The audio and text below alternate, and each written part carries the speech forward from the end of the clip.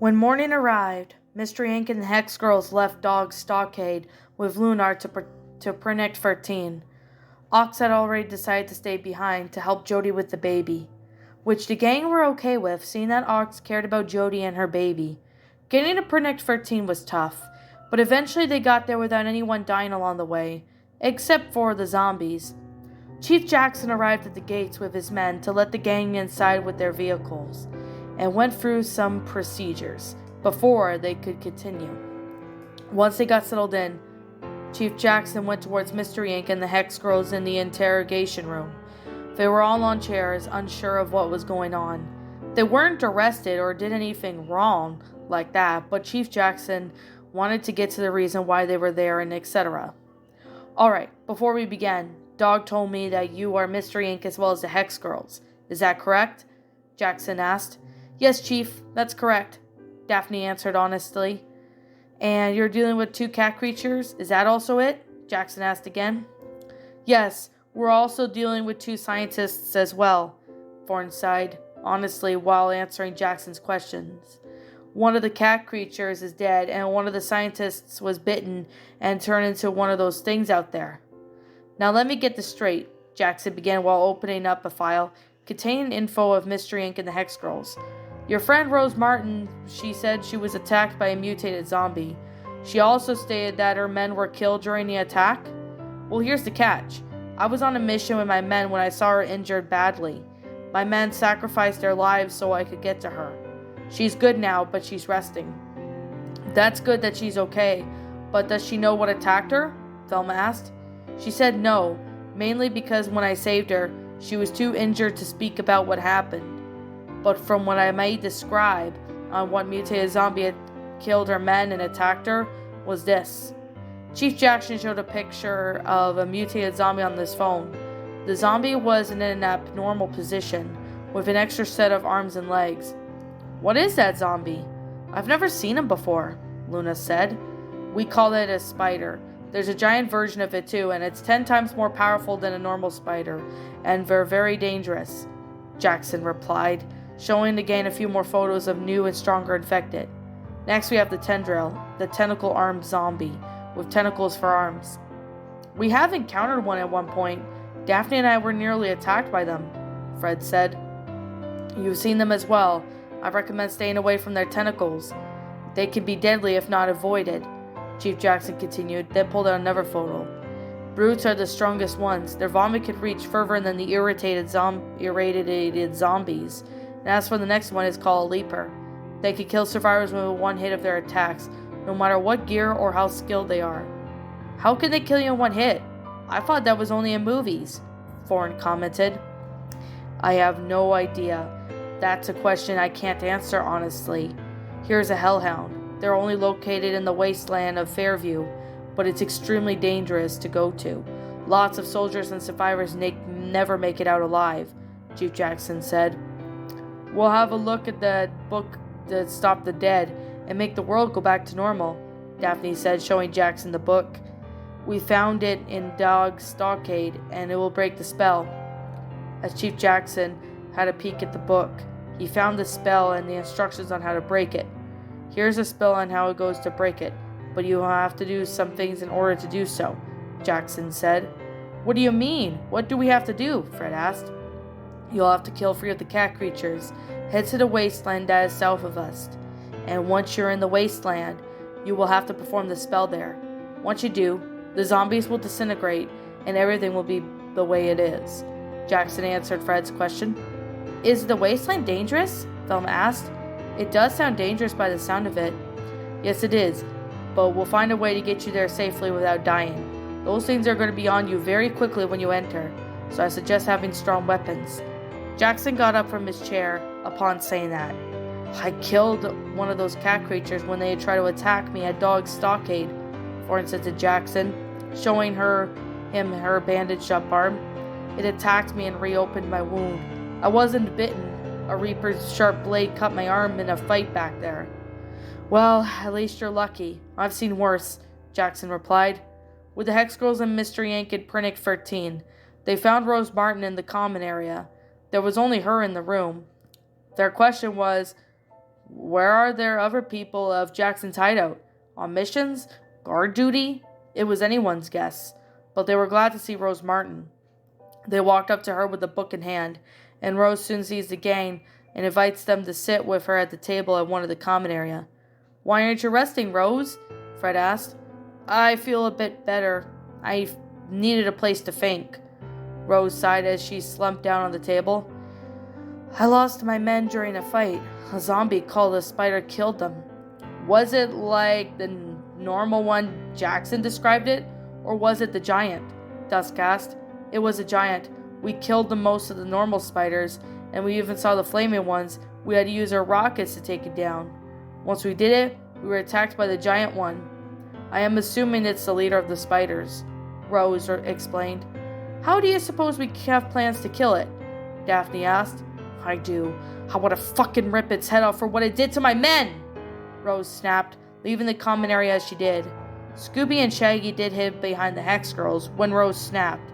Usually they did that when they were afraid. She's not angry at us, and she surely didn't mean to snap at us, Velma reassured Shaggy and Scooby. Like, yeah, she does sound like she wants our heads, Shaggy replied nervously. Rare, Scooby added. I think we should go and kill that giant spider ourselves, Luna suggested. Since asking Rose is out of the question, she probably doesn't know how much about where it is.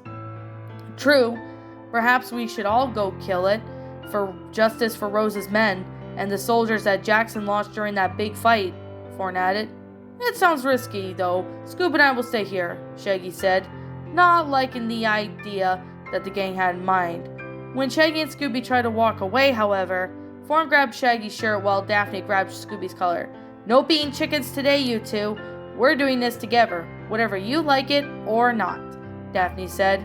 Yeah, and Shaggy, you better not chicken out of this one like you always do, Thorn added. What is the catch for this? Shaggy asked. If you do what we ask, we'll give you all the food you can eat when this blows over, Daphne replied, then turned to Scooby before getting a box of Scooby snacks. You two will want 3 of these. As Daphne bribed the 2 goofballs, Shaggy and Scooby then nodded and ate 3 of the Scooby snacks given to them. Like, okay, as long as we all stay together, Shaggy stated. As the sun was setting, the Hex Girls along with Mystery Inc. headed out of Pernick 13. They were going to kill the giant spider, a monster that killed Rose's men. It was justice for Rose, and the gang wanted revenge on what the monster did to Rose's men. Rose was even lucky that she wasn't killed or turned into one of them, but the gang had to prepare. Fred got out a flashlight and started to light a way, but since it was starting to get dark, that happened to be the case. Hope we all make it through this out alive, Dusk said, unsure of what to think or say. I'm sure we will, as long as we do what I said we would do, Fred reassured Dusk. Where is this giant spider located? Luna asked. I know where the giant spider is, and I can help you, a voice said. It turned out to be Lunar. He had been following the gang outside of Pernick 13. He had somehow figured out his plan, and he found out it was a mystery. Lunar, how did you know about this? Luna asked. I kind of overheard you all doing, so I figured you could all use an extra pair of hands, Luna offered. If you know where that giant spider is, mind if you take the lead? Fred asked as Lunar liked the offer. So he took the front and led the gang through the cities. They kept walking through the left of Fairview, seeing a trail of dead bodies and zombies along the way. Rose seems to be in distress. Hopefully she'll be okay, Daphne said to Fred. I hope so too, Daph.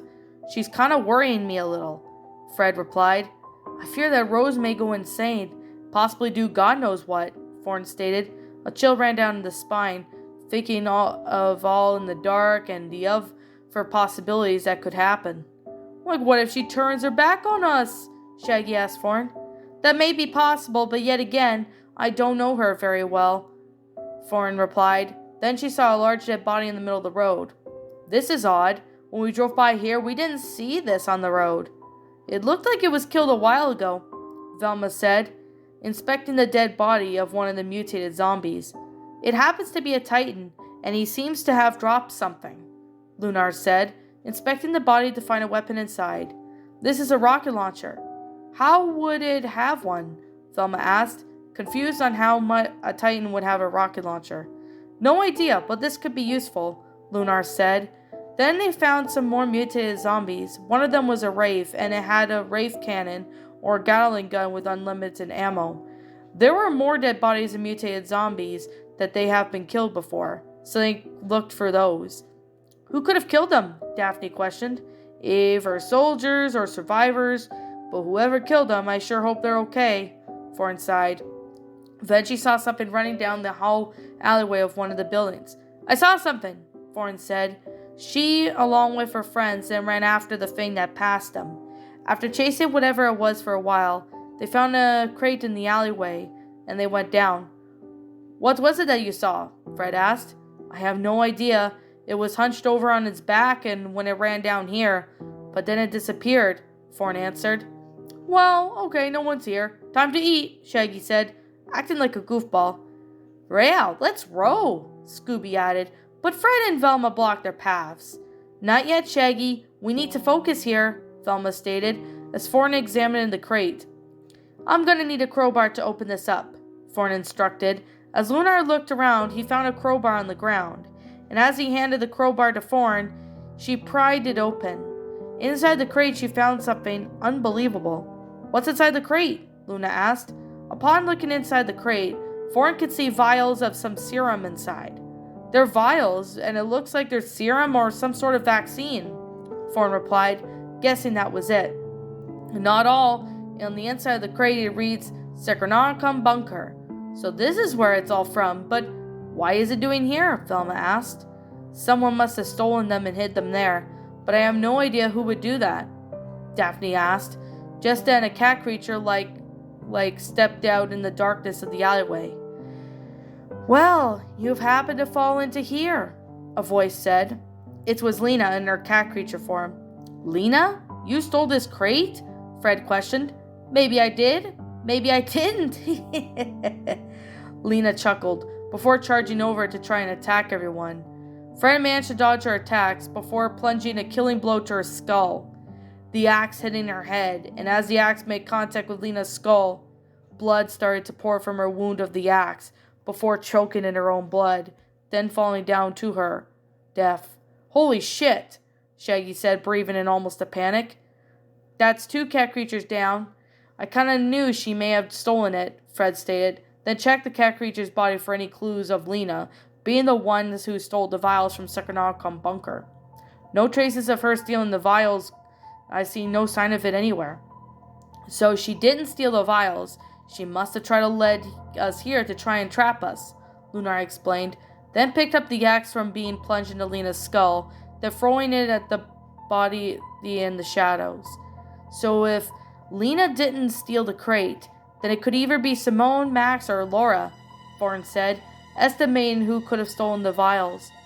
Then when she started to place the vials into the bag at where the gang were carrying, seeing that carrying the crates would be impossible to do without wearing out to carrying it.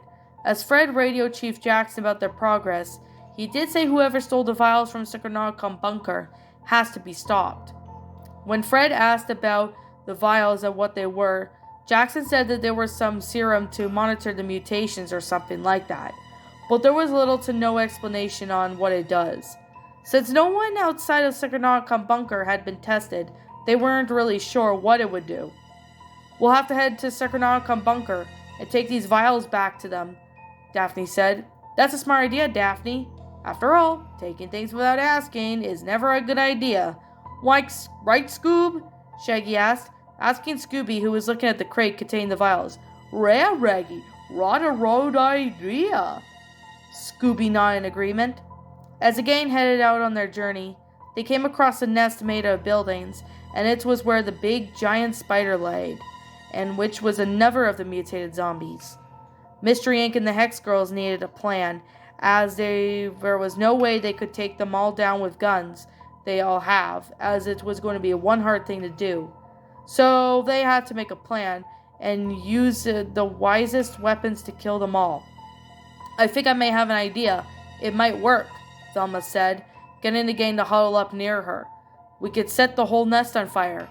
That should kill them all. Like, are you sure that would work, Velma? Shaggy asked, unsure if this plan was the brightest one Velma had came up with. Yeah, I'm sure it will work. We'll just have to set some of these C4s on the nest. Once we do that, we'll get as far away from here as possible, then press the red button. That way, the nest of spiders and the giant spider will be obliterated, Velma replied, pulling out new explosive weapons. Explosive and dangerous, my kind of mission, Thorn smirked, liking the idea of where this was going. Not in no way may think Shaggy, Thorn chuckled, as she sounded a bit more submissive. Who wants to set the C4s around? Velma asked. Shaggy and Scooby offered to do that, so they took the C4s and entered the nest. Once they were in the nesting area, they set all the explosives around the nest on buildings. They had to do it quickly and quietly, so that way they didn't disturb any of the spider zombies from their sleep. After that was taken care of, Shaggy and Scooby exited out of the nest, heading towards a school bus that had fallen over. The rest of the gang were hiding behind there, so they could take cover for when the nest gets blown up. Did you place the explosives? Velma asked. Like we sure did, Velma. Ready to blow them up the nest? Shaggy replied, asking Scooby as he grabbed the explosive remote. Rare, ready to roll, Scooby said, then hit the button on the remote. Once he hit the button, there was a big explosion. The explosives exploded inside the nest where the mutated zombies are. They had no idea what hit them until the last second. Since they were asleep, they hadn't noticed anything suspicious. But once the explosives blew, fire was setting off all over the corpses and the buildings of where the nest was. Fred peeked from the side of the school bus, seeing that all the mutated spider zombies were dead. Since they were also blown into pieces, the gang had to got rid of the giant spider that nearly killed Rose Martin. Everyone is dead, gang. I think it's safe to say that we got justice for Rose, Fred announced. We'll have to tell her about this when we get back. I sure hope she's okay, Thorn said, before being pulled aside by Lunar, who also pulled Dusk and Luna as well. I've told the gang about this earlier, but since you three were busy forming up a plan, I have to tell you this now. It is now or never, Lunar started. Is this about Rose? Luna asked. Yes, it is, and I believe she's lost her sanity or something. Jackson told me that she wanted to know where Mystery Inc. was, and they said they would go lead to the bunker, or whatever the hell she said, Lunar sighed, frustrated about what Rose was saying. Was she talking to herself, stating all that? If so, why? Thorn questioned. I have no idea, but when she lost her men, she must have lost her sanity and started to act up. I have a feeling that she'll do something stupid, but then again, I don't know what's up with her, Lunar sighed. Then Fred showed up, seeing the Hex girls with Lunar talking. Rose has been acting strange. I guess the zombie apocalypse has taken a toll on her more than we thought, Fred guessed. As they started heading out again, they came across a trail of blood on the road. Upon examining the blood, Velma discovered that it was either blood from the zombies, survivors, or even from the cat creatures. Since Lena and Jacques were dead, the only cat creature that could be alive was Simone. But they have no idea of where she could be, or would she be hiding. All of a sudden, a foul smell hit the air, causing everyone to cover their faces and gag at the smell. It was a smell of rotten, half-eaten corpses, but no one could tell what it was. Daphne, however, vomited beyond the smell of it, causing the gang to gag even more. Lunar can see the trail of blood leading to one of the warehouses in the south of Fairview. As the gang got closer, the trail of blood led to the front of the warehouse door. Lunar opened it to reveal a very shocking discovery. Upon opening the door, he and the gang stepped inside the warehouse to follow the trail of blood, only to have it stopped in front of a forklift. There, lying in front, was a half-eaten corpses of Simone as the cat creature. Some bones and even intestines, organs, were all half-eaten and rotting. The smell even hit the gang harder than it did, making Fred vomit due to the smell being overwhelming him. Soon Shaggy vomited as well. Must have been Simone. She's half-eaten and a corpse, Velma replied, doing her best not to gag. How long ago was this? Dusk asked. It looks like this corpse has been eaten and rotting for 3 to 5 days, Lunar answered. Then, when the dark corner to the left of the floor, there was another blood trail. Thorn walked past the corpse of Simone, having her gun ready to hit at what was beyond there. What surprised her the most was even worse than the cat creature. Thorn walked up close with a flashlight with her hand in her gun, and seeing the corpse of a woman. She was sitting up with a huge bite mark on her chin, and she also had a bullet hole to the left side of her head. It happened to be Laura, one of the scientists that the gangs dealt with back in Scorpion Ridge during the whole alien fiasco. I found one of the scientists, but she looks like she was bitten and had taken her own life, just so she didn't become one of them. Thorn called out as they all headed towards Thorn's direction, seeing the corpse as well. Looks like she didn't want to turn, Shaggy said, seeing the corpse. That's what I said, she was bitten on the shin, Thorn pointed out. Where the bite mark was, there was also a chunk of flesh taken out of where Laura was bitten. Doesn't look like anyone else is down here. No survivors, unfortunately, Lunar assumed, and then that was the case for the warehouse, seeing that the wood was rotten, and it wouldn't hold up in a huge zombie fight. This warehouse looks abandoned. No one could ever last long in here, even if they did hold out, Daphne said, examining how rotten the wood was, not even strong enough to hold off a horde. This place has been abandoned for years. We could blow this place up, if we had explosives, Dusk said. Then Scooby was pawing at the middle door. Scoop, what is in that door? Shaggy asked, noticing Scooby pawing at the metal door. Reggie, roar rusted and ready to rent in, Scooby said. As Shaggy then turned to handle the door handle, it was unlocked and it was easy to get in, since the lock was super rusty and didn't work that well. Like you're right, Scoob. Hey guys, like Scooby found something in this door. Let's see what's in here, Shaggy called out. Then he and Scooby walked through inside the metal door, and as they walked in, they found a lot of gasoline and containers along with a few lighters. Daphne tested one of the lighters out, and most of them had juice left inside, and she felt dangerous, seeing that she had a grin on her face, a mischievous, devilish grin. Fred had noticed that and looked at his girlfriend. She had the idea. Why do you look so mischievous, Daphne? Is it something you have in mind?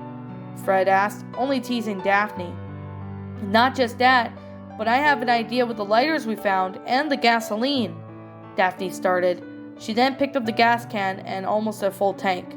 How full are these? She asked. They are mostly full. One of them is half empty, Thelma replied. We could set this warehouse on fire. It is the apocalypse after all, Daphne said, as the gang liked the idea and began to pour gasoline all over the warehouse. However, they were careful not to get any on them. Once they did that, they threw the lighters at the warehouse, causing it to burst in flames. That is one show we will never miss, Fred said, watching the warehouse burn. Once the rain clouds showed up, a real rainstorm started upon and it soon put the fire out within minutes. They kept walking through the cities, killing any zombies that came across their path. Along the way, they found themselves in the parking lot, and a couple zombies were around, but not too many.